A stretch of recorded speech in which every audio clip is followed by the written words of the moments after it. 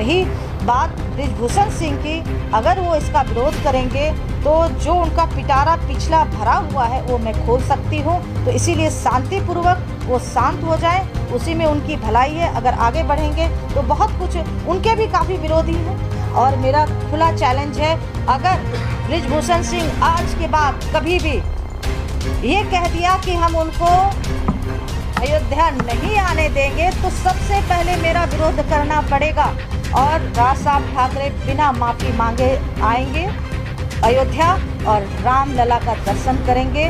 ये मेरा आह्वान है। यहाँ से श्रीनगर जाके लाल चौक पे हिंदू राष्ट्र का ध्वज लगा सकती हूँ, तो ये छोटी सी चीज़ है बृजभूषण से, तो मैं इससे क्यों डरूँ। कि 4 महीने पहले हम मुंबई गए थे और हमने एक पत्र लिखा था राज साहब ठाकरे को कि आप में बाला साहब ठाकरे की छवि दिखती है, आप हिंदुत्व के लिए काम करें, साथ ही उत्तर भारतीयों के साथ जो हुआ उसके बारे में मैं जानना चाहती हूँ। तो उन्होंने ग्रीन झंडी दी और मुझे सह सम्मान मुंबई बुलाया। तो हम मुंबई गए और मुंबई जाने के बाद हमने उनसे 1 घंटे वार्तालाप की कि क्या हुआ था एक्चुअल वहाँ उत्तर भारतीयों के साथ। तो उन्होंने सारी बातें बताई कि गुरु माँ कंचनगिरी ऐसा था कि उन दिनों में इतने यहाँ पे उत्तर भारतीय इकट्ठे हो गए थे, बाकी यहाँ महाराष्ट्र के लोग काफ़ी बेरोज़गार हो रहे थे।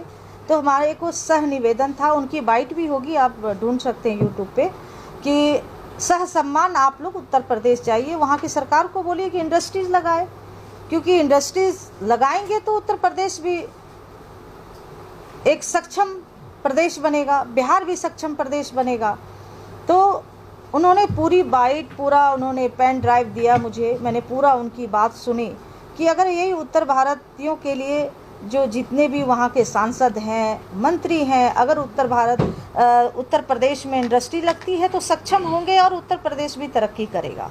इतनी मेरी वार्तालाप हुई। बोले मैं उत्तर भारतीयों से प्रेम करता हूँ, यहाँ भी IAS IPS सभी जॉब कर रहे हैं, अच्छे अच्छे बड़े बड़े बिजनेसमैन हैं, वहाँ बिल्डर हैं उत्तर भारतीय। आप देखेंगे उन मतलब ऐसे ऐसे बिल्डर हैं, आप देख के चौंक जाएंगे कि हाँ उत्तर भारतीय लोगों ने इतना तरक्की किया है।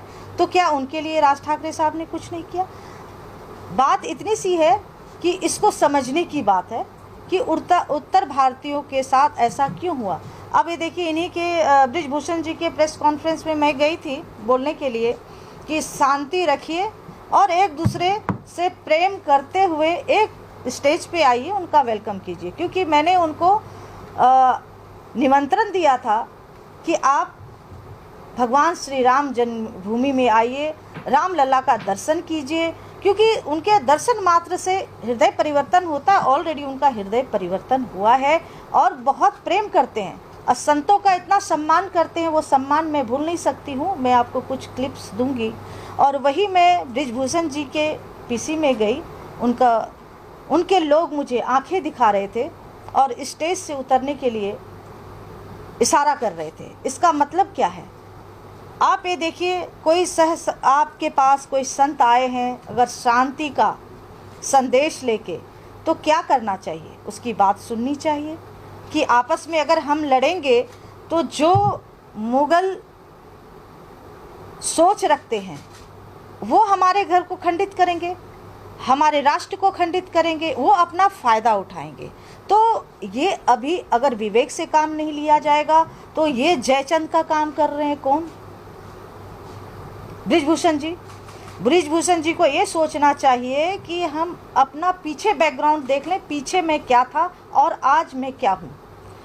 अब वो योगी जी को भी नहीं मान रहे, मेरा व्यक्तिगत लड़ाई है। क्यों है व्यक्तिगत लड़ाई? आप किसी को राम जी के दर्शन से नहीं रोक सकते, वो राम भक्त हैं। आप देखिए, मैं उनका बहुत बहुत साधुवाद देती हूँ कि उन्होंने माइक के लिए आवाज़ उठाई। अजान जब होती है, आप देखिएगा मुंबई में बहुत सारे मुस्लिम लोग रहते हैं और चारों तरफ से जब अजान की आवाज़ आती है सुबह शाम, आपको रहना मुश्किल हो जाएगा। तो मंदिरों पे माइक क्यों उतारा गया, ये बताइए।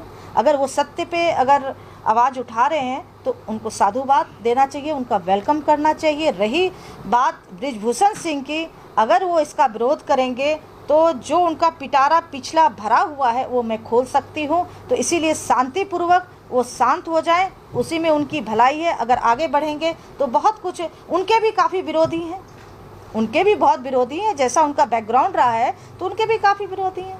जैसे मैं पीसी से बाहर निकली, आप यकीन नहीं कीजिएगा, बाहर मुझे लोग कह रहे हैं, सरेआम कह रहे हैं कि आप इनके बैकग्राउंड जानते हैं क्या? मैंने कहा मैं अच्छी तरह से जानती हूँ, मैं क्यों डरूँ? जब मैं हिंदू राष्ट्र के लिए अकेली यहाँ से श्रीनगर जाके लाल चौक पे हिंदू राष्ट्र का ध्वज लगा सकती हूँ तो ये छोटी सी चीज़ है बृजभूषण सिंह, तो मैं इससे क्यों डरूँ?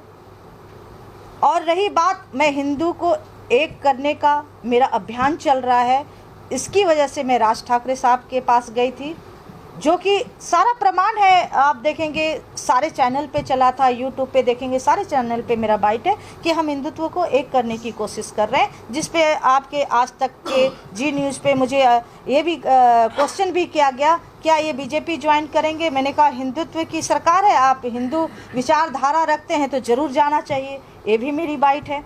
तो मैं किसी के लिए काम नहीं कर रही हूँ, व्यक्तिगत अगर राष्ट्र के लिए, राष्ट्र हित के लिए अगर सभी हिंदुओं को एक होने की जुट आए तो मैं उसकी पहल ज़रूर करूँगी। रही आज भी शांति से महाराष्ट्र में सभी उत्तर भारत के लोग रह रहे हैं, बिहार के लोग रह रहे हैं, मद्रास के लोग रह रहे हैं, राजस्थान के लोग रह रहे हैं, गुजरात के लोग रह रहे हैं, उनको क्या प्रॉब्लम है? कोई प्रॉब्लम नहीं है। मैं ये बृजभूषण सिंह से पूछना चाहती हूँ, आप एक सांसद हैं, आपने उत्तर भारत के लिए क्या किया?